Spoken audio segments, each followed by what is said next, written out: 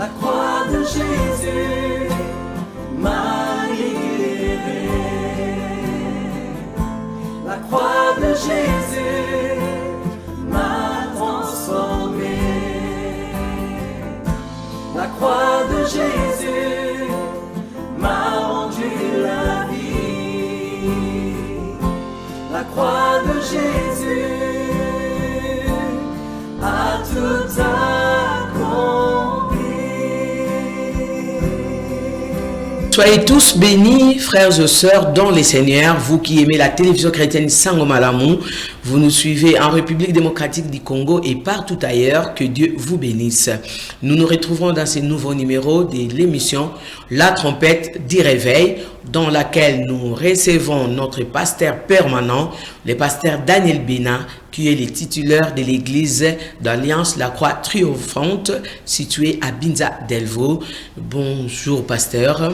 Bonjour maman Angèle. Vous allez bien, j'espère. Oui, merci par la grâce de Dieu. Merci beaucoup pasteur Daniel Bena. Est-ce que pourriez-vous nous rappeler les grands thèmes de cette série des enseignements que vous avez commencé et si possible nous donner aussi les sous-thèmes de ces nouveaux numéros? Voilà, merci à tous nos téléspectateurs. Vous êtes très nombreux en train de nous suivre. Nous avons commencé une série d'enseignements sur les grands thèmes, la guerre des esprits, la guerre des autels. Et pour aujourd'hui, nous allons nous entretenir autour du sous-thème la nécessité de la présence de Dieu pour une famille, une nation et pourquoi pas l'Église. La nécessité de la présence de Dieu. Et la pensée que nous voulons développer au cours de ces numéros, c'est celle du pouvoir de la spiritualité sur la destinée d'un peuple. Et quand nous parlons de destinée, nous voyons en fait ce qui devait être une personne, ou bien ce qui a été écrit au sujet de la personne. Nous nous référons aux dernières paroles de Jésus avant qu'il soit livré. Il est en train de dire que le Fils de l'homme s'en va selon ce qui est écrit de lui. De la destinée, c'est ce que le ciel a prévu. Ce sont un ensemble de prévisions du ciel pour un individu. Ce qu'une personne doit être normalement sur la terre et pourquoi pas dans l'éternité. Et puis la destinée aussi peut s'expliquer en termes de trajectoire. La ligne de conduite, les itinéraires que Dieu a tracé pour quelqu'un qui ferait en sorte que la personne soit réellement l'expression du désir du cœur de Dieu, l'expression de la volonté parfaite de Dieu. Et la spiritualité est l'un des facteurs majeurs qui impacte la destinée d'une nation, d'une famille et d'une église. Et ici nous avons ressorti au moins 3 piliers sur lesquels la spiritualité repose, la spiritualité d'un peuple. Le premier pilier, c'est la famille. Le deuxième pilier, c'est la royauté. Et le troisième, c'est la prêtrise. Nous avons la famille, la royauté, la prêtrise. 3 piliers sur lesquels nous allons nous appesantir, sur lesquels repose la spiritualité d'un peuple, qui fait qu'un peuple soit se manifeste de telle ou de telle manière. Donc c'est ça que nous allons nous appesantir pour ce numéro-ci. Et pasteur, comme vous parlez de ça, quelle est sa nécessité dans la famille? Alors la nécessité de la spiritualité, de l'éducation, de la présence de Dieu dans la famille, c'est que la famille est parmi les grandes portes, parmi les grandes portes d'entrée dans la spiritualité. La spiritualité d'une nation commence à partir de la famille. J'aimerais être plus précis en évoquant 2 passages de la Bible. Nous sommes dans Genèse chapitre 3e. Vous allez constater que la destruction de la terre a commencé par l'infiltration de la famille par le diable. Le diable est venu. Pourquoi nous parlons de l'éducation, de la présence de Dieu? Parce que quand on parle de spiritualité, il y a la vraie spiritualité, il y a aussi les mauvais signes naturels du diable. Et les familles doivent être instruites concernant l'éducation de la présence de Dieu. Et vous allez constater que la destruction de l'humanité a eu comme point de départ la famille.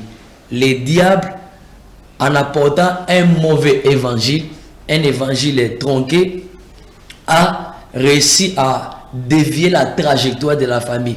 La famille était sur la trajectoire de Dieu et le diable a réussi à pouvoir, n'est-ce pas, dévier sa trajectoire. Et c'est là même le point de départ du mauvais signe naturel au sein de la famille. Le diable a injecté un virus aujourd'hui qui fait des dégâts par-ci, par-là. Et puis, nous sommes dans Genèse chapitre 4. Vous allez constater que quelques temps après, selon les rapports que le Saint-Esprit nous donne concernant ces passages, au bout d'un certain temps, on nous présente deux frères qui devaient poser un acte spirituel que nous appelons l'adoration. Abel, qui était un berger, et puis Caïn, qui était un cultivateur. Les deux ont posé un acte spirituel que nous appelons l'adoration. L'un a offert un agneau et l'autre a offert les fruits de la terre. Et vous allez constater que l'acte qu'ils avaient posé nécessitait, il y avait un précédent, c'est-à-dire on suppose qu'ils avaient reçu une certaine éducation par rapport à la spiritualité. Et j'ose croire que ça c'est les non-dits. Nous ne pouvons pas aller au-delà de ce que la Bible n'a pas dit, mais par rapport à ce que Abel et Caïn avaient posé comme acte, la reconnaissance du Créateur, le fait de lui apporter les fruits de leur travail, suppose qu'il y a eu une éducation antérieure qu'ils avaient reçue par rapport à la présence de Dieu. Donc ils avaient conscience que Dieu existait et qu'il fallait lui apporter des hommages, il fallait lui apporter l'adoration. Et ils ont adoré le Seigneur, quoique le sacrifice de Caïn n'a pas été accepté.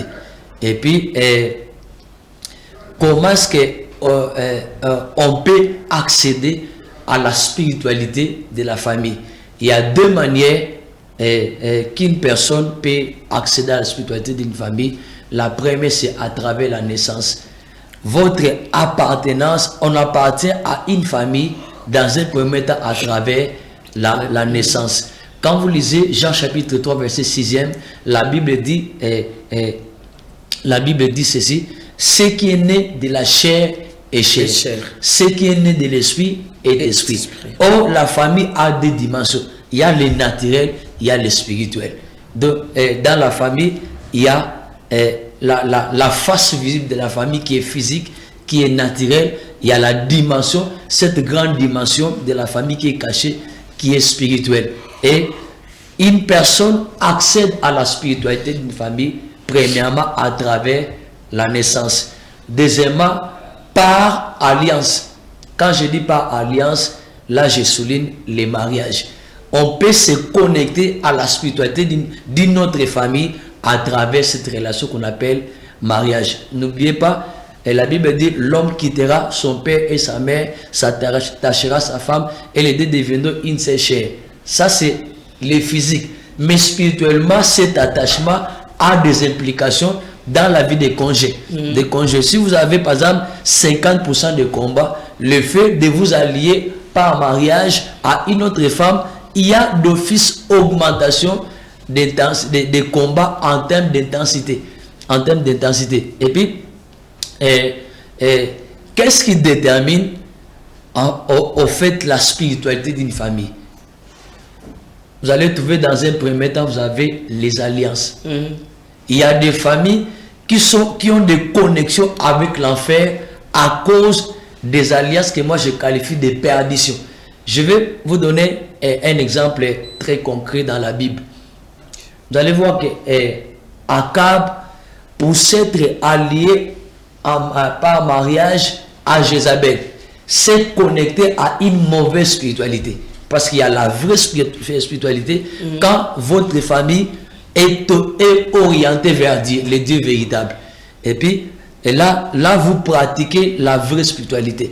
Mais quand la famille est orientée vers la sorcellerie, vers l'occultisme, là vous avez, vous êtes impliqué dans une mauvaise spiritualité, chose que l'Éternel interdit. Et puis, pourquoi parler de l'éducation, de la présence de Dieu pour la famille, dans la famille?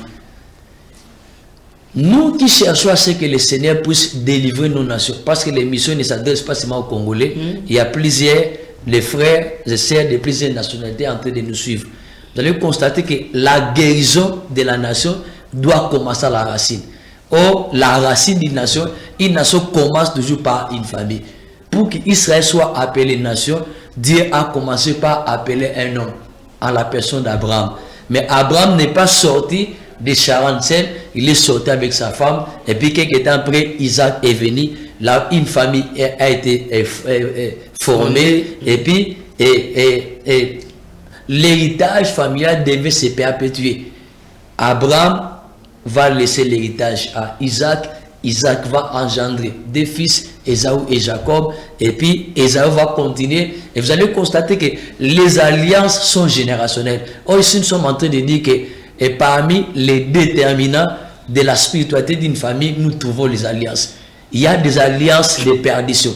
Il y a des familles qui ont de très solides alliances avec les séjours des morts. Nous trouvons ça dans Ésaïe 19, où la Bible dit, votre alliance avec la mort sera détruite, votre pacte avec les séjours des morts sera brisé. Il y a des familles qui ont de fortes connexions avec les séjours des morts, qui ont signé des alliances avec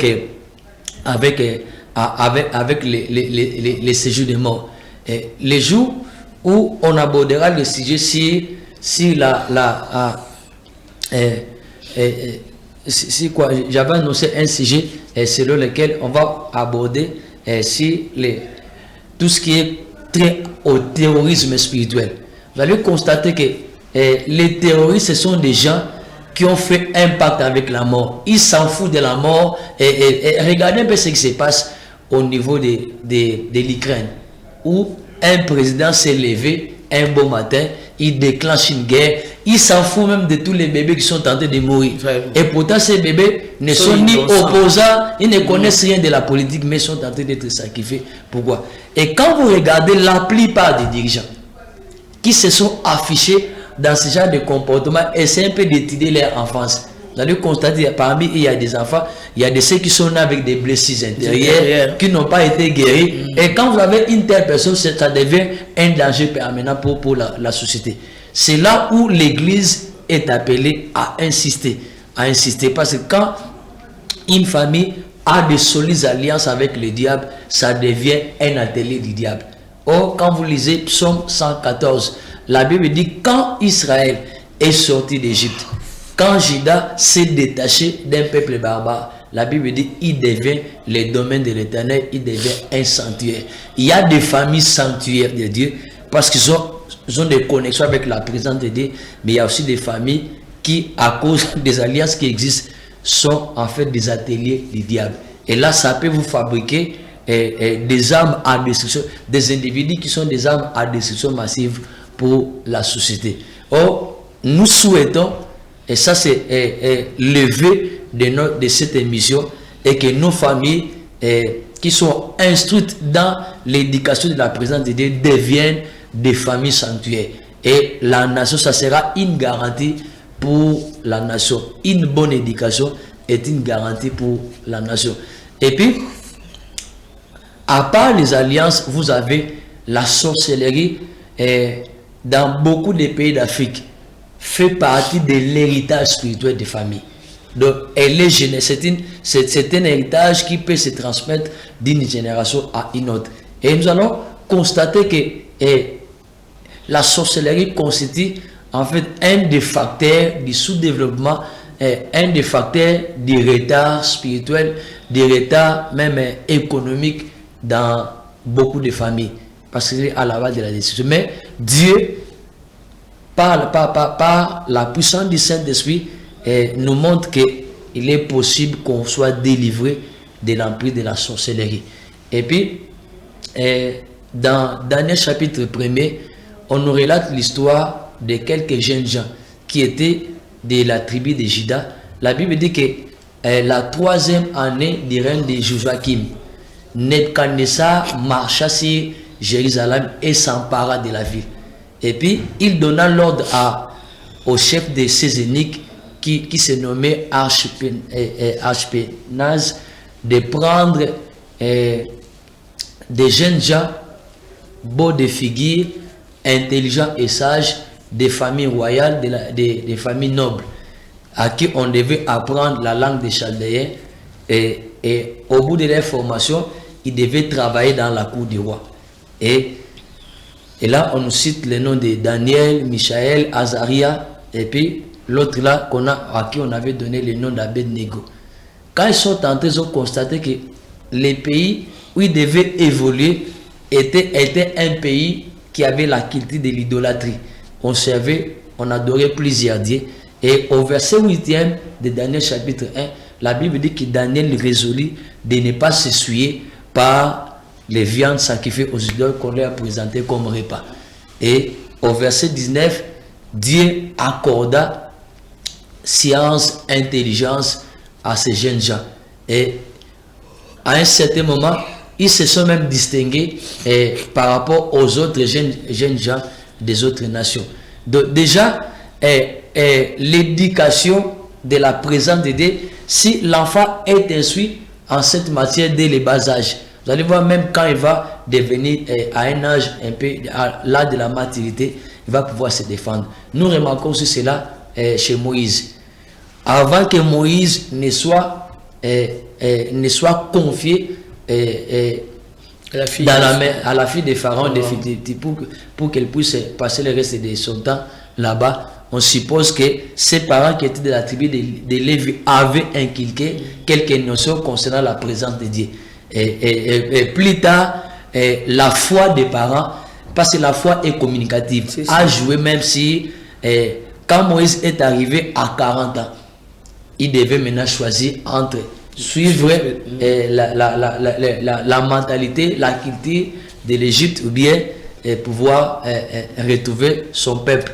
Et ce qu'il avait reçu comme éducation en famille a vraiment fortement joué par rapport à ça. Et puis, deuxième raison qui fait en sorte que l'éducation de la présence de Dieu soit vraiment indispensable dans la famille, c'est que, premièrement, la famille est considérée comme la réserve stratégique. La réserve stratégique et de Dieu et du diable. C'est là que le diable et notre Dieu puisent leur main d'œuvre. Quand Dieu veut, par exemple, voulait élever un roi pour diriger Israël, on partit chercher le roi dans une famille. Nous sommes dans 1 Samuel chapitre 16. La Bible dit, Dieu donna l'ordre au prophète Samuel de remplir sa corne d'huile, et il les recommanda dans une famille, la famille d'Isaïe. Et là, Dieu devait désigner la personne qu'il désirait avoir comme roi sur Israël, son peuple. Et puis personne n'est tombé du ciel. Quand vous regardez l'évangile de Matthieu, commence toujours par la généalogie. On a présenté la généalogie de Jésus. Et puis l'évangile selon Luc, même chose. Évangile selon Marc, ça commence toujours par nous donner un aperçu sur la généalogie de Jésus. Même le Seigneur Jésus-Christ, homme, avait des racines, on a présenté ses origines. Et vous allez constater que le ministère de Jésus-Christ avait beaucoup de garanties, dans le sens qu'il a eu des ancêtres qui ont connu ceux qui avaient marché avec Dieu. Et cela a préparé le chemin, et même pour le ministère de Jésus. Et à côté, Jésus avait aussi des intercesseurs que Dieu avait alignés pour préparer sa venue. Donc vous allez constater que le monde spirituel a les yeux braqués sur la famille, que l'on considère comme réserve stratégique. Et puis, quand le diable vient recruter des sorciers, des magiciens, des occultistes, on part puiser seulement dans cette réserve stratégique que nous appelons la famille. Donc, la guérison d'une nation, la délivrance d'une nation doit commencer à la base, à la racine. Et cette racine, c'est la famille. Quand on a des individus de qualité dans la famille, même les députés, les présidents, les sénateurs, les généraux, colonels, tout ça, tous viennent de la famille. Donc l'éducation réussie dans la famille joue pour beaucoup sur le reste de la vie de l'individu. Et ici, nous ne parlons pas de l'éducation dans le domaine du séculier, mais nous parlons de l'éducation de la présence de Dieu. Parce qu'une personne instruite qui a l'éducation qu'il a reçue à l'université, s'il n'a pas Jésus, va commettre beaucoup de bavures. C'est pourquoi c'est là nous avons, lors de notre premier numéro, nous avons insisté sur la nécessité de la nouvelle naissance. Donc, on appartient à une famille par la naissance biologique, mais on peut aussi se connecter à la spiritualité d'une famille à travers la naissance spirituelle.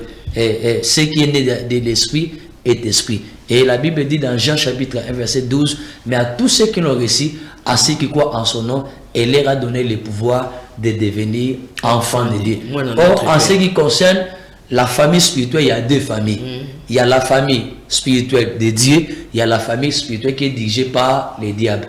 Jésus pouvait dire aux Juifs, vous avez pour père les diables, parce que lui, il ne se tient jamais dans la vérité, les pères du mensonge. Donc si le diable est le père du mensonge, c'est qu'il y a des enfants du mensonge. Donc le diable a une famille et sa famille est composée de tous ceux qui ne sont pas encore nés de nouveau et de tous ceux qui s'adonnent au mensonge. Et puis la famille spirituelle de Dieu est constituée de tous ceux qui ont Jésus-Christ comme sauveur et Seigneur dans leur cœur. Là, ils peuvent s'afficher comme étant des enfants de Dieu. Ils sont connectés à la vraie spiritualité, la spiritualité de Dieu, les vrais surnaturels de Dieu. Donc, il y a nécessité que parents puissent s'investir, vous achetez des habits, vous envoyez les enfants à l'école, à l'université, mais il y a une dimension que vous devez exploiter, c'est l'éducation de la présence de Dieu dans la famille. Et chez les Juifs qui sont sérieux avec Dieu, ils ont une confession de foi qu'ils inculquent à leurs enfants dès les bas âges. On appelle ça le schéma. Là, on fait comprendre aux enfants que nous avons un seul et unique Dieu. Et remarquez même dans les décalogues, les 10 commandements donnés à Moïse, Dieu commence par se présenter comme étant l'unique et le véritable Dieu, celui qui t'a délivré de la maison de servitude, il t'a fait sortir de l'Égypte et tu n'auras pas d'autre Dieu devant ma face, tout ça. Et on inculque à tous les Juifs, tous les enfants hébreux qui naissaient, c'est là. Et ça faisait partie de leur confession de foi que nous appelons les schémas. Merci beaucoup, pasteur. Ça, c'était juste la première question. Vous avez beaucoup parlé, mais des choses vraiment intéressantes. Et au début, je vous ai entendu parler aussi de l'éducation, de la présence de Dieu dans la royauté. Pourquoi insistez-vous aussi qu'à part la famille, il faut qu'il y ait aussi cette bonne éducation de la présence de Dieu dans la royauté? Pourquoi la famille? Pourquoi la royauté? J'ai parlé de la famille, de la royauté comme des piliers. Les piliers dans une maison en étage sont ceux qui soutiennent en fait la charge de la structure. C'est la charge ce sont les piliers qui supportent la charge de la structure. Lorsque le diable veut dévier un peuple, veut détruire un peuple, il va commencer par travailler dans la famille. Ensuite, il va accéder dans une autre dimension que nous appelons la royauté. La royauté, nous pouvons l'appeler dans un terme là technique spirituel, montagne de gouvernance. C'est une montagne sur laquelle le diable a les yeux braqués. Et là, c'est une montagne qui est une grande porte de la spiritualité. Une nation peut se connecter à une très mauvaise spiritualité grâce à cette montagne là. Le diable peut passer par là. Et c'est une montagne où gravitent plusieurs esprits. Il y a beaucoup de tentations là-bas, il y a plusieurs esprits. Entre autres, l'orgueil. Or, quand vous lisez dans la Bible, l'orgueil est le premier péché qui s'est affiché dans l'univers. Vous voyez, un ange est chargé de conduire la louange et l'adoration à un certain moment, il se décide de se rebeller contre lui, déclenche une guerre. L'orgueil a poussé le diable à se révolter. Et l'amour que Lucifer devait avoir envers son créateur a changé de direction. Parce qu'un orgueil, c'est quand est-ce qu'il y a orgueil chez une personne? Lorsque l'amour que l'homme doit développer envers son créateur change de direction. Le changement de direction de l'amour d'une créature vis-à-vis de son créateur l'amène à cette attitude-là. Et le terme orgueil, par étymologie, selon l'étymologie, veut tout simplement dire gonfler comme un ballon. Vous voyez les ballons de... quand il n'y a pas de l'air à l'intérieur, c'est simple. Mais dès que vous soufflez l'air à l'intérieur, ça commence à gonfler. Et l'orgueil, c'est celui qui a l'esprit gonflé devant, de celui qui ne veut pas rester à son vrai niveau, veut occuper un niveau qu'il n'a pas, qui ne mérite pas. Or, notre niveau, par rapport au Créateur, nous devons nous soumettre à lui. Et l'orgueil, c'est quelqu'un qui refuse de se soumettre, qui veut prendre Dieu comme son égal. Et puis, généralement, la montagne de gouvernance que nous appelons aussi la royauté, oui. À un certain moment, si celui qui occupe cette montagne-là, quand je parle de celui qui occupe, on ne voit pas seulement le président de la République, on voit il y a les députés, les sénateurs, tout ce qui a une parcelle de pouvoir, dans les institutions, dans les entreprises, tout ça. Même dans la famille, on peut exercer la royauté. Le fait que vous gérez un certain nombre de gens pour les amener dans l'agenda de Dieu. Là, vous êtes en train d'exercer la royauté. Alors, si le cœur de celui qui dirige une entreprise, un groupe de gens n'est pas orienté vers Dieu, c'est très dangereux. Pourquoi? Parce que une telle personne peut conduire les gens à la dérive. Et c'est ce qui est arrivé quand vous lisez l'histoire des rois en Israël, l'histoire des rois dans les royaumes de Juda. Vous allez voir que la plupart des rois qui avaient développé un mauvais cœur, leurs dispositions ont été utilisées par le diable pour détourner la trajectoire de la nation. Il y a un autre esprit qui gravite autour de cette montagne de gouvernance. Il y a ce que nous appelons l'idolâtrie. Nous avons dit que la montagne de gouvernance, c'est une montagne qui nécessite qu'elle soit soutenue par l'Église dans la prière. Un jour, Jésus était en pleine retraite de prière et le diable qui vient lui présenter une offre, c'est lequel, si tu te prosternes devant moi et tu m'adores, je te donnerai toutes les richesses. La Bible dit que le diable lui montra tous les royaumes de la terre en un instant. Et puis, elle est en gloire. Et il fit une proposition à Jésus en disant, si tu te prosternes et tu m'adores, je vais te donner toutes ces richesses et la gloire de ces royaumes, car ils m'ont été donnés. En réalité, Dieu n'a jamais confié la gestion de la terre au diable. Mais c'est le péché d'Adam qui a donné au diable les droits légaux de pouvoir revendiquer la domination, la gestion de la terre. Mais Jésus n'a pas cédé à cette tentation, car lui il est venu pour servir et non pour un intérêt égoïste pour s'enrichir. Et Jésus va lui dire, retire-toi Satan, car il est écrit, tu ne serviras que Dieu seul, tu n'adoreras l'Éternel que lui-même, et puis tu ne serviras que Dieu seul, et le diable servira. Ça c'est Jésus. Jésus a résisté face à la tentation. Mais le premier Adam, si le dernier Adam a résisté, le premier Adam n'a pas résisté. N'a pas pu résister. Vous savez, la part qui a permis au diable d'avoir Adam, c'était quoi? C'était les besoins de puissance. Si vous essayez de manger les fruits de cet arbre, vous serez sage, intelligent comme Dieu lui-même, et vous serez très intelligent.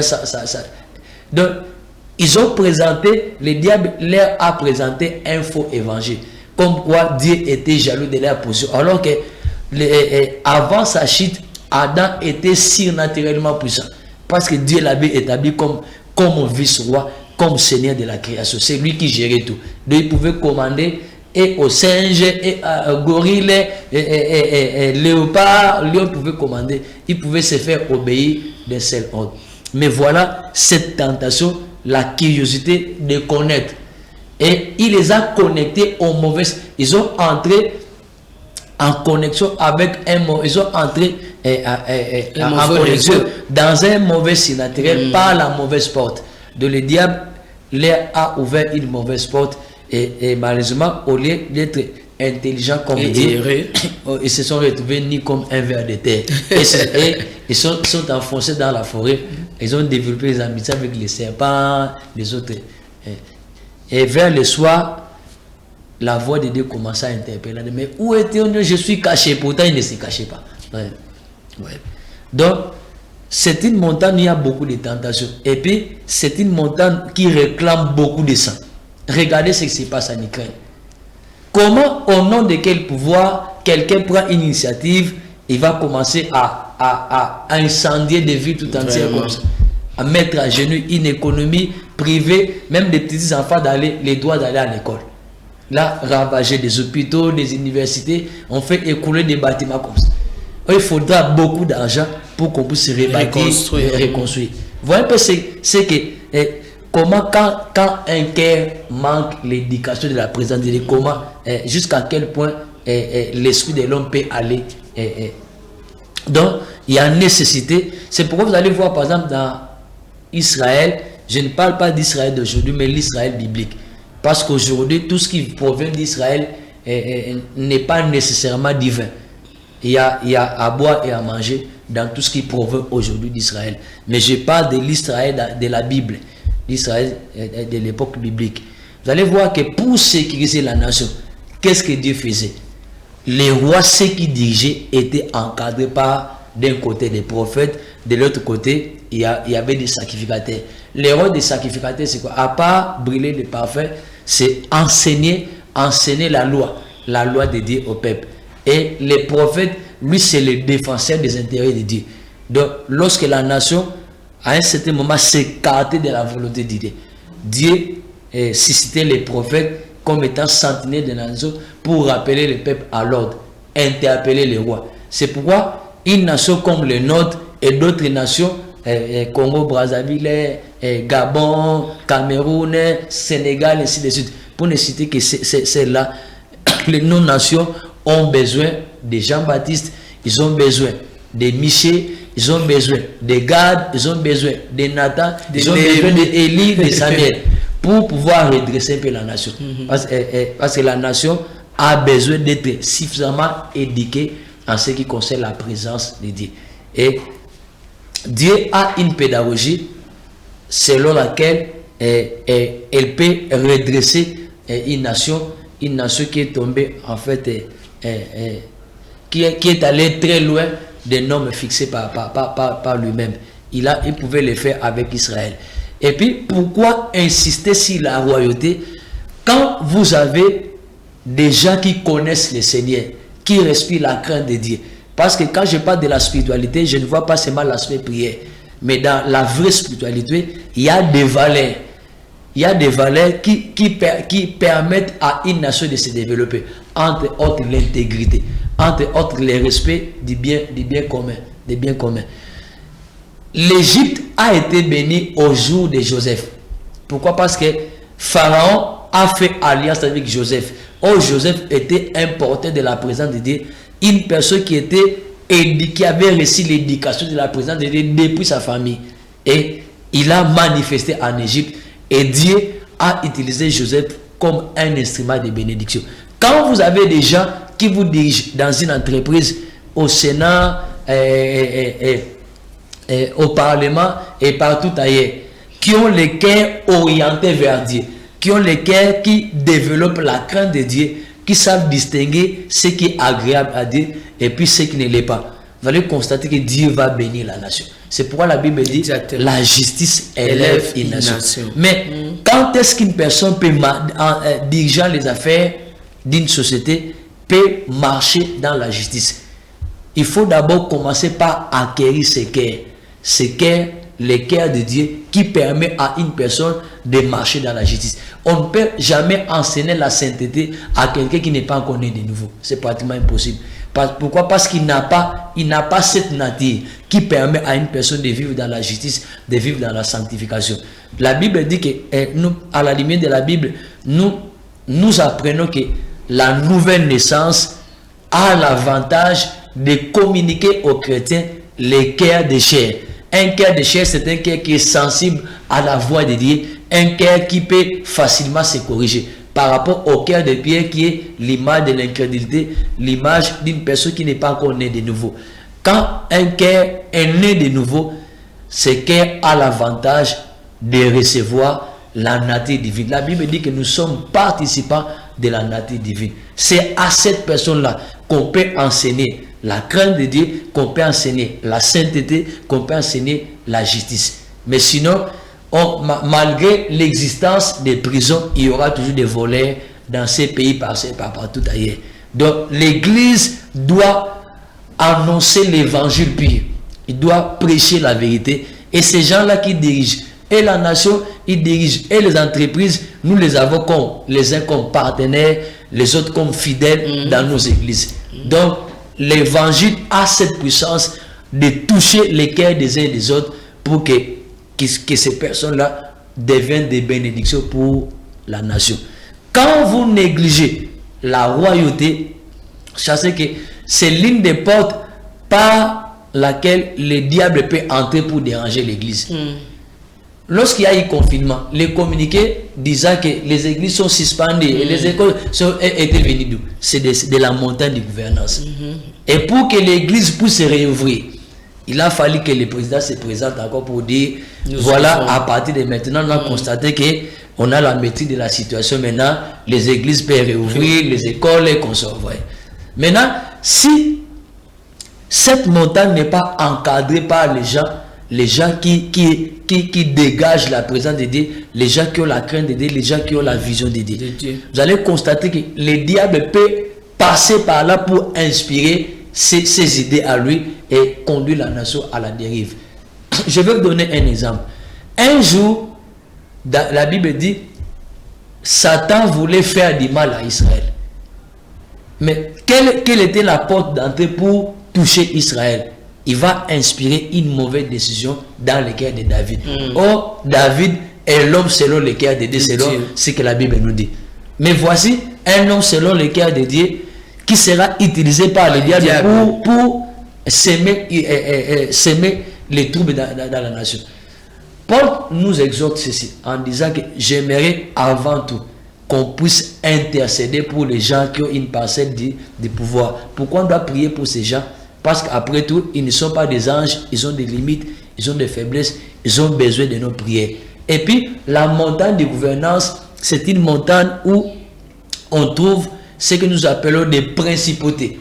Des principautés comme par exemple la reine du ciel. C'est un esprit géant qui est célébré au mois de mars, qui est connu généralement. On essaie un peu d'utiliser un nom là pour maquiller la chose. Ce que nous appelons mois de la femme. C'est quelle femme? Quand vous allez au Parlement européen à Bordeaux, et si la plupart des institutions, des installations de l'Union européenne, vous trouverez, il y a un monument où on voit un taureau chevauché par une femme.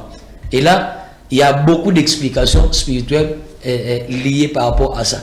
Et vous n'avez qu'à suivre, par exemple, les documentaires, les robes prophétiques. Et là, l'animateur de cette émission-là est entré en détail concernant Apocalypse 13, Apocalypse 12, Apocalypse 16. Donc il y a beaucoup d'histoires qu'on nous balance comme ça dans les médias qui sont en fait, qui sont maquillées, qui sont on a essayé de pouvoir habiller ma réalité. Ça cache beaucoup d'histoires en relation avec la mauvaise spiritualité. Donc il y a des puissances des ténèbres qui travaillent dans le sens d'amener des troubles, des guerres, la crise économique. Mais si cette montagne-là est encadrée par la prière, est encadrée par des gens qui ont la vision de Dieu. Parce que pour amener le peuple dans l'agenda de Dieu, ceux qui dirigent doivent voir la vision de Dieu. Ils doivent voir la nation selon les perspectives de Dieu. Mais qui peuvent transmettre la vision de Dieu aux dirigeants? Ce sont les pasteurs, c'est le travail des apôtres, le travail des prophètes, le travail des pasteurs, des évangélistes, des docteurs. Et puis j'aimerais ouvrir une parenthèse et la fermer. ne voyez pas seulement le côté parce qu'il y a eu des bavilles, un faux prophète a fait ceci, que tous les prophètes sont mauvais. Non, il y a des vrais prophètes. J'insiste, dans cette nation, il y a des gens qui sont connectés à l'insi dit l'Éternel, qui peuvent aider la nation de se relever. Et puis tous les pasteurs ne sont pas faux parce que tel pasteur est tombé dans l'impudicité, donc tout le monde est comme ça. Non, non. Je pense que c'est quelque chose que les pasteurs doivent, un travail qu'ils doivent faire dans leurs églises. Et c'est un peu de décourager cette mentalité que nous les chrétiens, nous avons développée, qui consiste à généraliser, à salir. Parce qu'avec ça, nous sommes en train de former une race, une génération des incrédules qui deviendront insensibles à la parole de Dieu, insensibles à tout ce qui est vrai miracle, insensibles à la puissance de Dieu. On ne peut jamais détacher l'évangile de la puissance. Un évangile détaché de la puissance cesse d'être évangile. Parce que le Seigneur Jésus lui-même a montré l'exemple. Toutes ces interventions étaient toujours accompagnées de la puissance. Amen. Oh, wow, merci beaucoup. C'est vraiment riche ces enseignements, pasteur. L'éducation de la présence de Dieu dans la famille, dans la royauté. Mais, pasteur, nous voyons que vous avez vraiment beaucoup à dire par rapport à ces sous-thèmes. Mais comme nous sommes au mois de mars, mois dédié à la femme peut-être, y a-t-il un rendez-vous divin, des activités prévues à l'église d'Alliance La Croix Triomphante auquel le peuple de Dieu, les bannes à notre Père, les pasteurs, les serviteurs et tous ceux qui nous suivent sont-ils invités? D'ailleurs, je profite de l'occasion pour saluer toutes les mamans. Elles ont vraiment droit à un grand respect. Ce sont les instruments que Dieu a utilisés pour que nous puissions venir à l'existence. Que le Seigneur bénisse toutes les mamans, qu'il élève vos ministères, que vous soyez des femmes révélées, des femmes remplies du Saint-Esprit, marchant dans la volonté de Dieu. Et le rôle aussi des mamans, c'est en fait de contribuer. Je parle de la guérison de la nation aussi, passe aussi par les ministères des femmes, en commençant par la maison. Et entraîner les enfants à la prière, la connaissance de la parole de Dieu, c'est vraiment très important. Parce qu'après tout, l'enfant passe beaucoup plus de temps avec sa maman. Le papa est beaucoup plus trop occupé. Et vous allez voir que les jours où Dieu visita le couple Emmanuel, il a commencé par parler à la maman de Samson. Il lui a révélé quel devait être l'enfant, tout ça. Donc, si nous avons des parents divinement avertis en ce qui concerne l'éducation de la présence de Dieu, on aura une société stable des individus de qualité.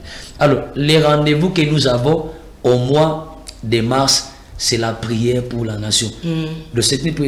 L'activité a déjà commencé le 14 mars jusqu'au 27, lundi le 14 mars jusqu'au 27 mars, nous avons prié chaque jour à l'église d'Alliance La Croix Triomphante de 16h30 à 19h30.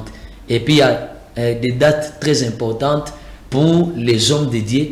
Nous avons dimanche le 20 et lundi le 21, nous avons un grand rassemblement de serviteurs de Dieu pour prier. Pour les pays du monde entier. Ça, c'est ce que le Seigneur nous a recommandé. Prier pour la paix dans le monde. Et le Seigneur nous a recommandé de prier, de venir avec les drapeaux représentant toutes les nations qui existent sur la terre. Nous allons prier pour que Dieu puisse intervenir par rapport à ce qui se passe dans le monde. Nous allons aussi prier pour la RDC, notre très cher beau pays que le Seigneur nous a donné. Et puis, le 21 mars, là nous avons une date exceptionnelle, c'est pour posséder et contrôler la première porte de l'année. Parce que dans le monde satanique, l'année commence au mois de mars. Or, l'église, les chrétiens, les pasteurs ont intérêt de pouvoir commander d'instruire les jours. Vous avez dans Psaume 19, verset 3, la Bible dit: les jours instruit un autre jour, la nuit en donne connaissance à une autre nuit. Et là, c'est un langage. Et Jésus-Christ avait l'habitude, avant de pouvoir recevoir les gens, enseigner, faire les services. Marc chapitre 1, verset 35. Avant qu'il ne soit, que le soleil ne se lève, il se retira à l'écart pour prier, pour pouvoir commander le matin. Vous pouvez donner les instructions au jour qui commence. C'est pourquoi j'ai toujours l'habitude de dire: un vrai intercesseur doit commencer la prière avant qu'il ne fasse 0 heure. Pourquoi? Parce que c'est une période de transition qui marque la fin d'un jour et le début d'un autre. Et là, vous pouvez exercer votre autorité sur les jours qui commencent. C'est pourquoi David pouvait dire dans Psaume 119, verset 147 à 148, je dévance l'aurore, je dévance la veille. Et vous êtes invités à cette activité qui va bénir et les familles et l'église de notre pays. Ça, c'est la tâche à laquelle Dieu nous appelle. Pasteur, si vous pouvez rappeler un peu l'adresse de l'église. Alors, nous sommes dans l'église d'Alliance La Croix Triomphante est située sur l'avenue Moueka numéro 31, quartier Punda à Delvaux, Binza Delvaux, dans la commune d'Engalema. Comme référence, si vous venez aux zones, ma campagne, vous descendez au marché d'Elvaux. Vous prenez la route Lalou, la 6e avenue. À votre gauche, c'est là où se trouve l'avenue Moueka. Et au numéro 31, vous allez trouver l'église de la Croix Triomphante. Si vous venez de Lipen, Mongafula, vous descendez, vous prenez le taxi à Lipen, vous allez descendre au marché d'Elvaux. Vous demandez la route Lalou, c'est une asphalte, et vous prenez toujours la 6e avenue. Et là, vous ne manquerez pas d'être renseigné davantage si là où se trouve l'emplacement de l'église. Et puis nous avons déclenché une opération achat parcelle. Nous voulons acheter une parcelle pour l'église du Seigneur, la Croix Triomphante.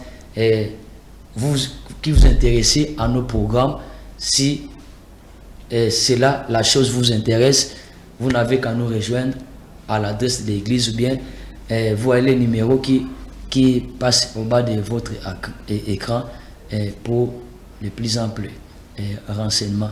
On ne manquera pas de vous informer. Voilà, je pense que c'est cette note-là que nous pouvons.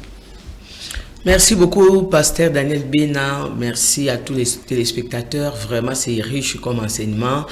L'éducation de la présence de Dieu est une nécessité pour la famille, pour la royauté et pour la nation aussi. Merci. Retrouvons-nous la fois prochaine pour un autre numéro. Que Dieu vous bénisse. La croix de Jésus m'a rendu la vie. La croix de Jésus